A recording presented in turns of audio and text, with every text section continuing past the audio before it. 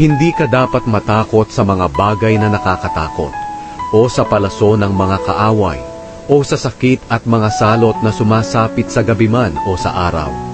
Kahit libo-libo pa ang mamatay sa paligid mo, walang mangyayari sa iyo. Makikita mo kung paano pinaparusahan ang mga taong masama.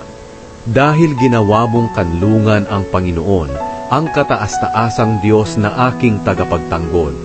Walang kasamaan, kalamidad, o anumang salot ang darating sa iyo o sa iyong tahanan.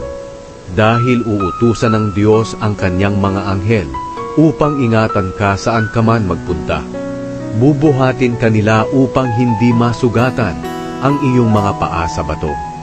Tatapakan mo ang mga leyon at mga makamandag na ahas.